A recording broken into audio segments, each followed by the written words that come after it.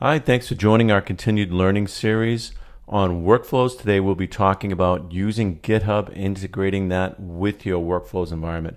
My name is Mike Cohane. I'm going to walk you through this. Let's get started. We'll kick things off here in the public repo that we've been using for providing examples of workflows for people to download. This is going to get replaced by Exchange if it's not already fully populated in Exchange already. It will be, but it'll serve as a good example for you to learn how to use Git repositories, setting up targets and account keys. And I'll show you both how to access a public GitHub like this is, or if you have a private one or ones that need access tokens, we can go through that as well. So let's jump back over to workflows and let's look at creating the resources there that you need to access a Git repo. We'll start off in our workspace area. And what we're going to do is we're going to add a Git repo. So how do we do that? Over here in Actions, you'll see there's a selection, Manage Git Repositories. We'll select that. Now I've got a bunch in here already.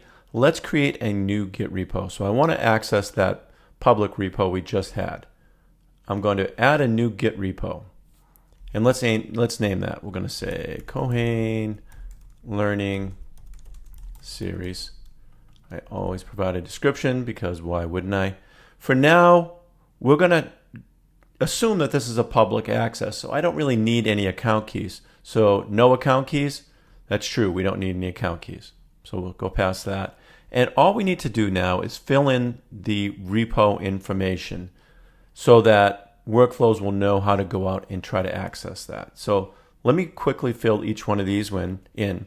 We'll start with the REST API repo.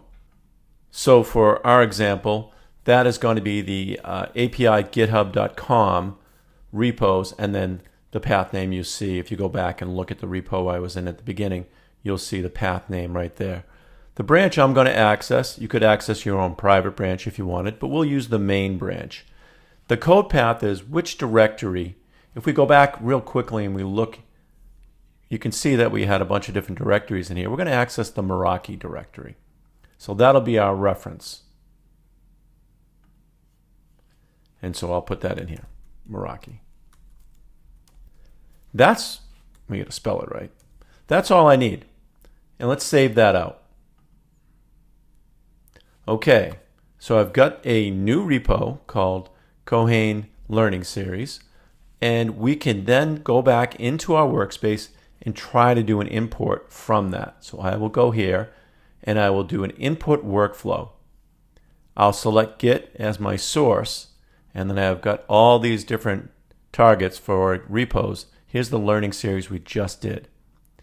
The API will resolve to that directory, and there's all the different files.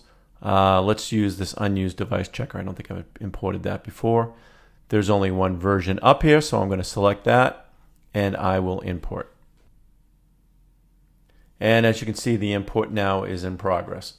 Now it's going to do a validation on this. So if there were dependencies in this workflow that weren't met, this would fail. Luckily, I have them all and that works. So we could see we could go into that workflow and we are good to go. Couple of things that probably need to be validated. Oh, of course, because I'm importing a new workflow.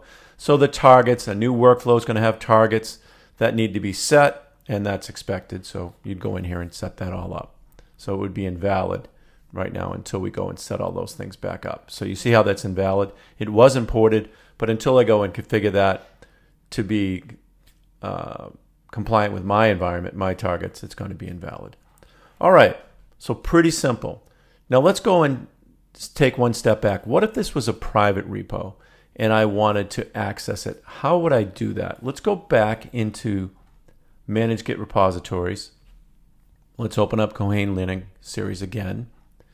And this time, because I'm going to do commits, I want to push things up. I'm going to say no account keys. Well, that's not true. I do have account keys. And I could choose from all these ones that already exist, but I'll add a new one. So we have two choices up here, password-based credentials or token-based. We want to use token-based for workflows. So I'm going to say Cohane token based Git account. That's pretty descriptive. And the only thing I need is this personal access token. All right, for those of you who may not know what that personal access token means, let's take a look and see where do you get that. I'm going to go back up into this public repo. I'm going to go into settings under my own account, and then under, I think it was under development. Where is that? Developer settings down here at the bottom. You'll see that you can generate tokens. So what you want to do is generate a fine-grained token. I've already got a few of them already. You would go here and generate a new token. And then you would take that token, if we go back into workflows, and put it in here. So let me put mine in. Okay, and then I'll save it. When I do a save, it's going to do a validation. So I know that that passed. If I had given an invalid access, it would have failed right there. So now I have all my information, but I do have an account key. So if I went, and I'll save that out. So my account target has been validated as well. I'll go back and I could do the exact same thing. I can import a workflow from Git. I won't actually do it this time. I'll just show you that nothing's broken.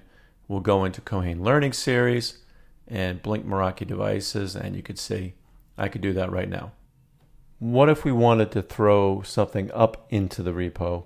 How do we take something like this one we just checked out, and we wanted to modify it, and we wanted to throw it back up into GitHub? So if I want to come up here and do more actions, I want to share, I want to commit to Git. Now notice here it's grayed out. Why would that be grayed out? It's grayed out because if I close this general section and go down into versioning, I have to select a repo for each one of these files. So I would say the Kohen Learning Series we just did.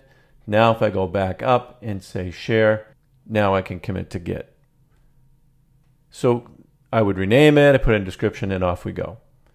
I'm not going to check this one in because it's not ready for it, obviously. But that's the general introduction to using Git for both pulling stuff down into workflows, or if you wanted to, as we just showed, you want to push your workflows up in there. Hope you found this useful. We'll continue to put more videos up. Throw us some feedback in the community space and let us know how you're doing.